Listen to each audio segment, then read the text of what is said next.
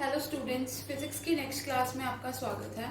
हम इस video series के अंदर आपका चैप्टर नंबर 10 एनसीईआरटी बुक के अकॉर्डिंग आपका chapter number 10 light reflection and reflection के बारे में स्टडी कर रहे हैं। और इस सीरीज की जो इससे पहले की वीडियो है उसके अंदर हम कुछ टर्म्स डिस्कस कर रहे थे मिरर के रिलेटेड, कि कुछ फिजिक्स में जो हम टर्म्स यूज करते हैं ना, जब हमें मान लो इमेज बनानी होगी मिरर के ऊपर, तो वो इमेज किस तरीके से हम प्लॉट करेंगे या उस इमेज को बनाते वक्त हम कौन कौन से रूल्स कंसीडर करेंगे नहीं करेंगे, वो उस चीज़ों को लेकर हम कुछ टर्म्स डिस्कस कर रहे थे। तो पिछली बार हमने 2 टर्म्स डिस्कस की थी। आज हम फर्दर उसी की आगे टर्म्स डिस्कस करेंगे, बट मैं एक बार आपको ओवरव्यू दे देती हूँ अपने पिछले लेक्चर का भी। तो हमने क्या किया था, हमने प्लेन मिरर के बारे में तो पढ़ ही लिया था कि आपके पास एक प्लेन मिरर होता है जो नॉर्मल आपके घरों में लगा होता है, उसको प्लेन मिरर बोलते हैं, ठीक है। उससे आपकी इमेज किस तरीके से बनती है। फिर कुछ और मिरर होते हैं जो हम कहते हैं ना, जो प्लेन मिरर्स होते हैं, जो फन मिरर्स होते हैं, जिसमें हमारी शेप साइज चेंज हो जाती है। तो उस तरीके के हमने 2 मिरर्स किए थे, एक तो था कनकेव और एक था कन्वेक्स, ठीक है। ये 2 तरीके के हमने मिरर किए थे। कनकेव कैसा था, वो था बल्ज्ड इनवर्ड्स, अंदर की तरफ झुका हुआ था, और इसकी ये पिछली साइड क्या थी, शेडेड, मतलब इस साइड पे जब आप खड़े होगे तब आपको अपनी इमेज नजर आएगी। दूसरा कन्वेक्स मिरर था इस तरीके से, इसका जो आउटवर्ड, ये बल्ज आउटवर्ड था, इसका इनर पोर्शन शेडेड है और आप यहाँ खड़े होकर आपको यहाँ इमेज मिलेगी अपनी, ठीक है। ये 2 डिफरेंट तरीके के मिरर्स हमने स्टडी किए थे, मतलब प्लेन मिरर के अलावा ये 2 बेसिक तरीके के मिरर्स होते हैं। फिर उसके बाद हमने डिस्कस किया था इनके रिलेटेड 2 टर्म्स, ठीक है। तो वो 2 टर्म्स कौन सी हैं, मैं एक बार बता देती हूँ आपको। वो 2 टर्म्स में पहली टर्म तो है पोल। पोल हम किसे कहते हैं, एक तो इसका नाम है पोल और इसका सिंबल होता है पी। इसको बनाना कैसे होता है या इसको प्लॉट कहाँ करना होता है, जैसे मान लो आपका मिरर का ये कर्वेचर है, इसको क्या बोला जाता है, मिरर का कर्वेचर। तो इस मिरर के कर्वेचर का जो बिल्कुल सेंटर का पॉइंट होता है, जो इसको क्या है, इस मिरर के कर्वेचर को हाफ हाफ पोर्शन में डिवाइड कर दे, उस पॉइंट को क्या बोला जाता है, पोल बोला जाता है, ठीक है। इस पॉइंट को क्या बोला जाता है, पोल। ये क्या कनकेव में मैंने बना लिया, मान लो ये कनकेव मिरर था तो कनकेव में पोल यहाँ रहा। अगर मान लो कन्वेक्स मिरर था, ये वाला एरिया शेडेड है, ठीक है, तो जो बीच वाला सेंटर वाला ये एरिया, ये होगा पोल, ठीक है। दोनों तरीकों के मिरर में आपको पोल पता लग गया। फिर उसके बाद आपका नेक्स्ट पॉइंट था, हमने देखा था कि सेंटर ऑफ कर्वेचर क्या होता है, ठीक है। आपका पॉइंट नंबर 2 क्या था, पॉइंट नंबर 2 है कि आपका सेंटर ऑफ कर्वेचर क्या होता है। इसको समझने के लिए हमने एक अपने पिछले लेक्चर का थोड़ा सा ओवरव्यू देखा था। वो क्या था कि हम ये स्फेरिकल मिरर बनाते कैसे हैं।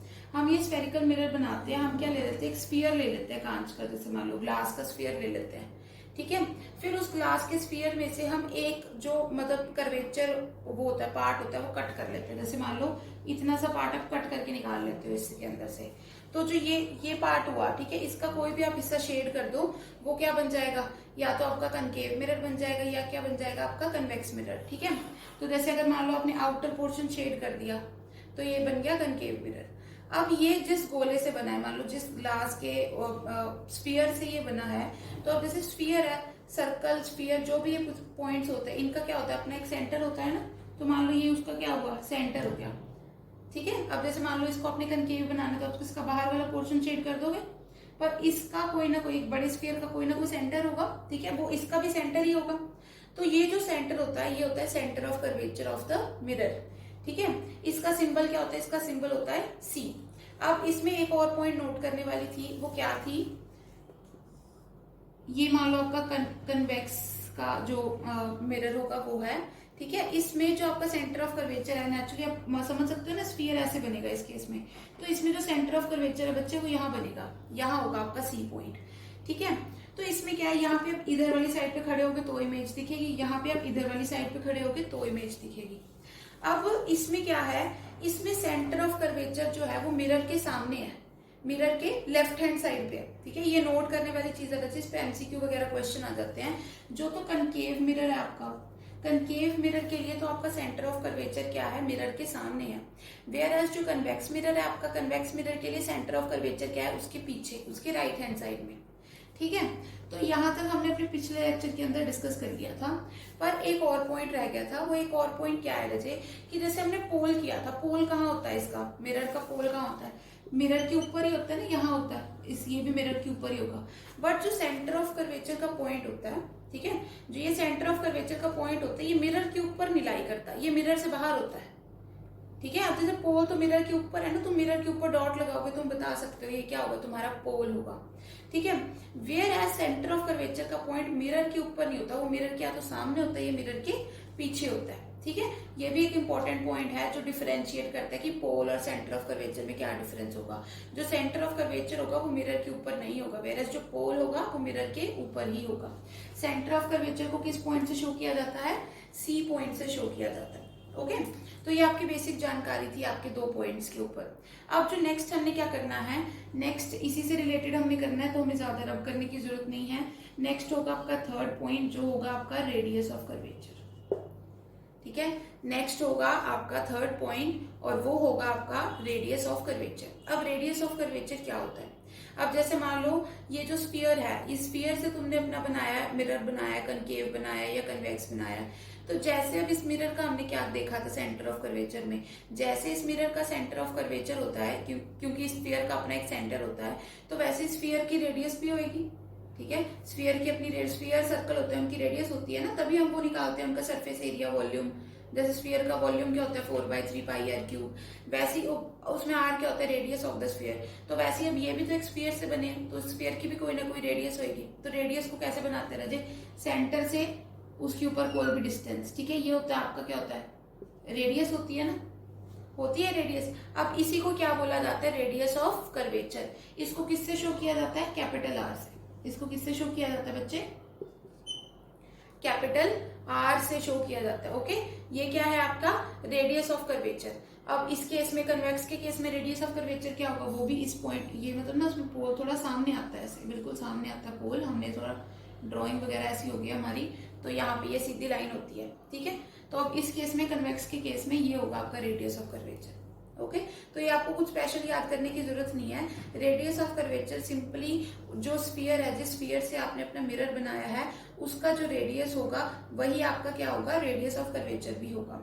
अब जैसे हमने बाकी सब पोर्शंस का क्या किया, डेफिनेशन की, वैसे रेडियस ऑफ कर्वेचर की भी हमें डेफिनेशन करनी पड़ेगी।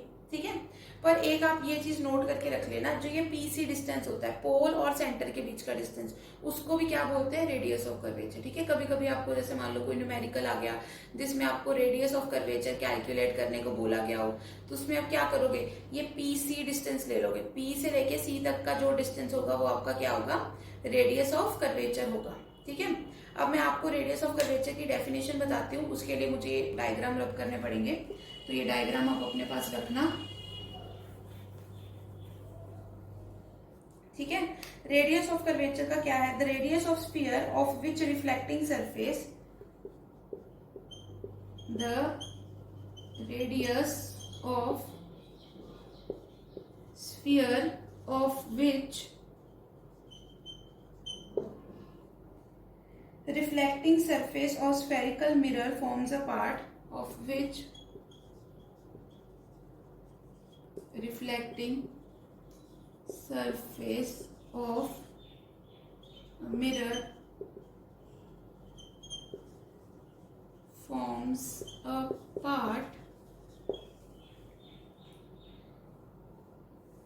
is called radius of curvature, is called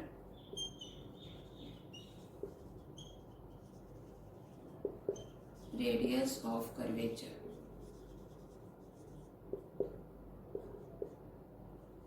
This is equal to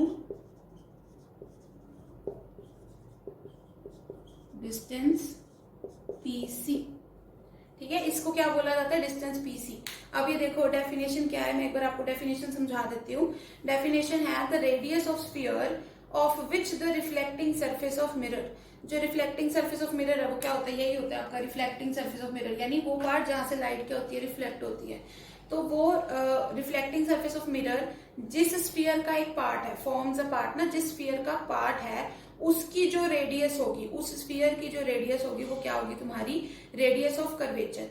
अब रेडियस ऑफ कर्वेचर किसके इक्वल होती है, ये इक्वल होती है डिस्टेंस पी सी के। वो मैंने आपको पहले बता दिया था, जैसे मान लो इसका ये सेंटर ऑफ कर्वेचर होगा, ये पी होगा, तो ये डिस्टेंस क्या होगा आपका, रेडियस ऑफ कर्वेचर। तो अगर आपको रेडियस ऑफ कर्वेचर अगर निकालनी भी है तो आप क्या करोगे, ये डिस्टेंस पी सी ले लोगे। ओके, अब नेक्स्ट चीज है हमने करनी है प्रिंसिपल एक्सिस। प्रिंसिपल एक्सिस तो और भी सिंपल सी चीज है, ठीक है। ये आपका चौथा पॉइंट है जी, आपके 3 पॉइंट क्लियर हो गए हैं। अब हम चौथा पॉइंट करेंगे, ठीक है। इसकी डेफिनेशन भी आप अपने पास नोट कर लेना, और नोट कर लेना ताकि आपको पेपरों में आसानी होगी, ठीक है। तो आपका चौथा पॉइंट है बच्चे principal axis.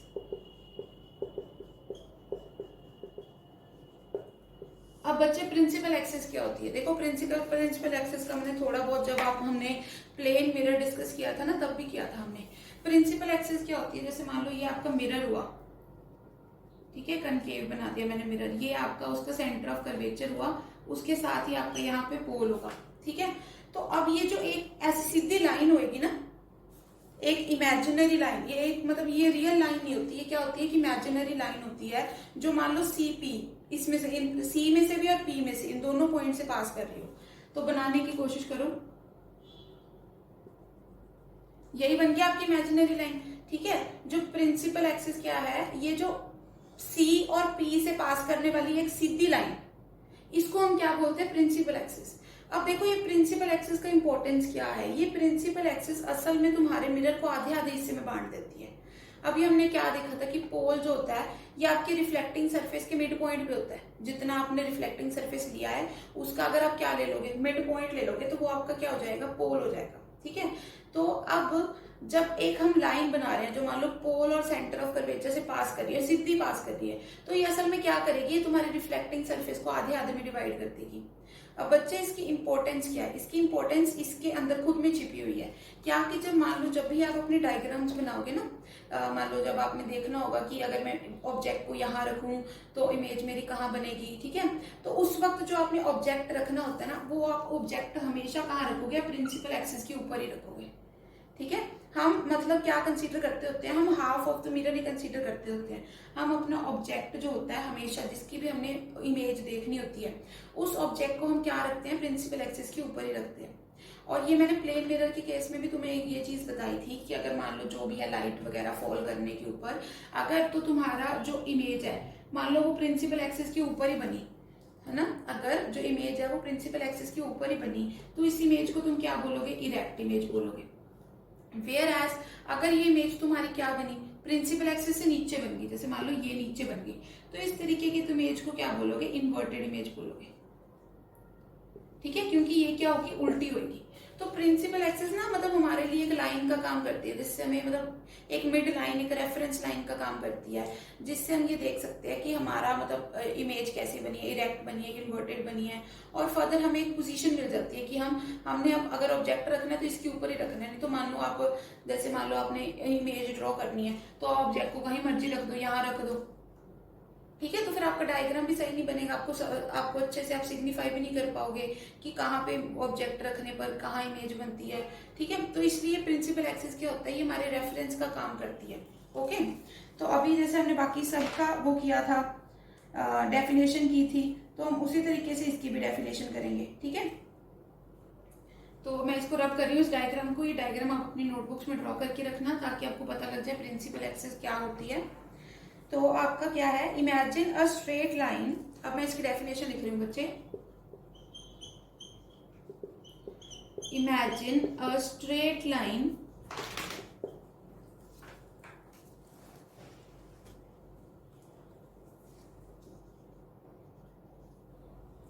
imagine a straight line passing through the pole and center of curvature,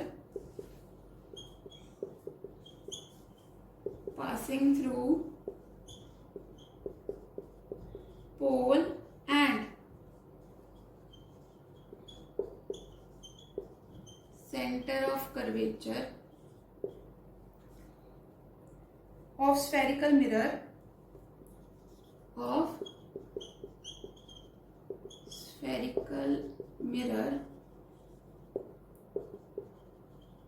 this line is called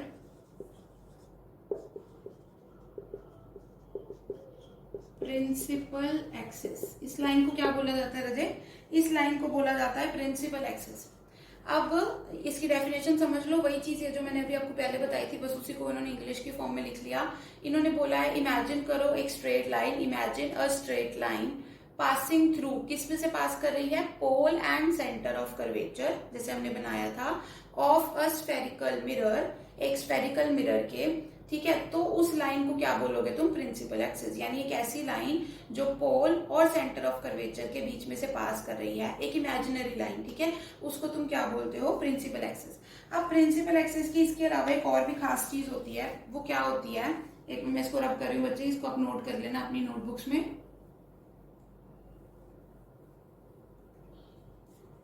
The principal axis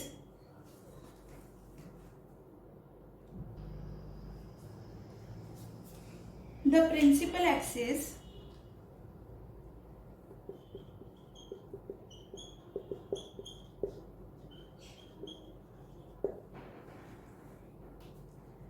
the principal axis is normal to the mirror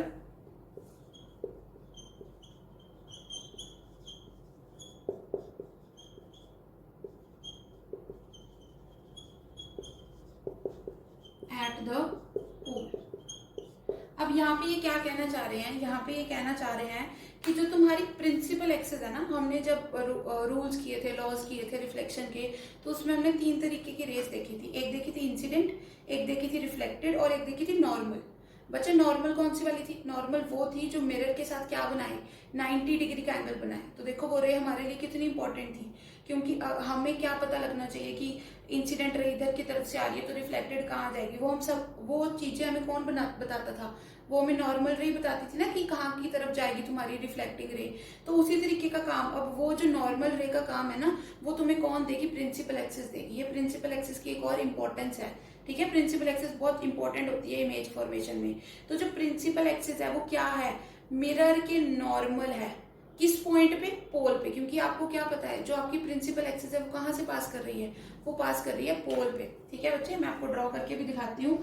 जैसे मान लो ये आपका मिरर बन गया, ठीक है। मिरर पे ये आपने क्या बनाया? अपना पोल। अब पोल से इमेजिनरी पास करने वाली लाइन को तुम क्या बोलते हो? Principal axis. ये तुम्हारी प्रिंसिपल एक्सिस होगी, और ये किस में से पास करेगी? सेंटर ऑफ कर्वेचर से भी पास करेगी, ठीक है। तो अब ये जो लाइन बन रही है ना, जो पोल के अंदर से पास कर रही है, ये मिरर के सरफेस के साथ कितना एंगल बना रही है? 90 डिग्री का एंगल बना रही है। यानी अगर मैं तुम्हें एक मतलब क्विक सी एक तुम्हें स्ट्रैटेजी बता दूं कि अगर मान लो कोई भी रे कहाँ फॉल करती है? नॉर्मल पे गिरती है, सॉरी पोल पे गिरती है अगर कोई भी रे, तो तुम्हें अब रिफ्लेक्शन के लिए क्या चाहिए? इंसिडेंट रे और नॉर्मल। इंसिडेंट मिल गई, ये क्या? प्रिंसिपल एक्सिस ही नॉर्मल का काम कर देगी। मतलब अब यहाँ पे तुम्हें कोई एक्स्ट्रा रे नहीं बनानी पड़ेगी, ये प्रिंसिपल एक्सिस ही तुम्हारी किसका काम कर देगी? नॉर्मल का। फिर तुम क्या देख लोगे? फिर तुम ये देख लोगे कि ये एंगल कितना बना। मान लो अगर ये एंगल बना 15 डिग्री का, ठीक है, तो 15 डिग्री का एंगल ही तुम इधर वाली साइड पे बना दोगे, यहाँ पे ऐसे 15 डिग्री का एंगल। और जो ये रे होगी ना, ये जो लाइन बनेगी 15 डिग्री पे, ये तुम्हारी क्या बन जाएगी? Reflected ray. यानी अब तुम्हारा वो एक मतलब तुम्हारा काम कम हो गया कि नॉर्मल ड्रॉ करो, है ना, सबसे पहले। क्योंकि देखो स्ट्रेट लाइन पे नॉर्मल ड्रॉ करना तो बहुत इजी है, पर ऐसे कर्व के ऊपर नॉर्मल ड्रॉ करना वेरी डिफिकल्ट। तो कर्व पे नॉर्मल ड्रॉ करने का यहाँ पे हमें सीधा साधा तरीका मिल गया, क्या? कि प्रिंसिपल एक्सिस ही हमारी नॉर्मल है, ठीक है। तो आप प्रिंसिपल एक्सिस को कंसीडर करो, उसको एज अ नॉर्मल रे, इंसिडेंट रे उसके ऊपर फॉल कराओ, उन दोनों के बीच का एंगल देखो और देख लो तुम्हारी रिफ्लेक्टेड रे कहाँ जाएगी, ठीक है। आपको समझ में आ गया?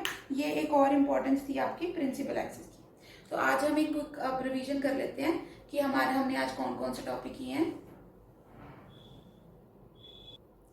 तो आज हमने मिरर से रिलेटेड कुछ और अपनी टर्म्स की। एक तो हमने क्या देख लिया आज, फिर दोबारा देखा पोल क्या होता है, हमने देखा सेंटर ऑफ कर्वेचर क्या होता है, हमने देखा रेडियस ऑफ कर्वेचर क्या होता है। रेडियस ऑफ कर्वेचर को किससे रिप्रेजेंट करते हैं बच्चे? आर से रिप्रेजेंट करते हैं। हमने उसकी डेफिनेशन पढ़ी, ठीक है। डेफिनेशन से हमें क्या पता लगने लगा कि जो ये डिस्टेंस पी सी है, पोल और सेंटर ऑफ कर्वेचर के बीच का जो डिस्टेंस है, वही तुम्हारी क्या होती है? Radius of curvature. फिर हमने नेक्स्ट अपनी टर्म कौन सी की? Principal axis. अब प्रिंसिपल एक्सिस की तो बहुत ज्यादा इंपॉर्टेंस है ये, पर ये क्या है? एक इमेजिनरी लाइन है जो पोल और सेंटर ऑफ कर्वेचर दोनों से पास करती है, ठीक है। और ये इसकी दूसरी इंपॉर्टेंस क्या है कि ये जो तुम्हारा मिरर का सरफेस है ना उस पर नॉर्मल होएगी, यानी ये जब भी तुम रिफ्लेक्शन कंसीडर कर रहे होगे ना तो तुम्हारी नॉर्मल रे का काम कौन करेगी, तुम्हारी प्रिंसिपल एक्सिस ही कर देगी, ठीक है। और वैसे ये लाइन इमेजिनरी होती है कंप्लीटली, कोई रियल लाइन नहीं होती जो एग्जिस्ट करे, ये इमेजिनरी लाइन होती है। और फर्दर जब भी तुमने ये देखना हो कि मैंने अपने ऑब्जेक्ट को कहाँ प्लेस करना है, ठीक है, जब मैंने इमेज फॉर्मेशन करनी है तो तुमने अपने ऑब्जेक्ट को हमेशा कहाँ रखना है, प्रिंसिपल एक्सिस के ऊपर ही रखना है। ओके, तो आज के लेक्चर के लिए इतना ही, बाकी हम करेंगे अपने नेक्स्ट लेक्चर में।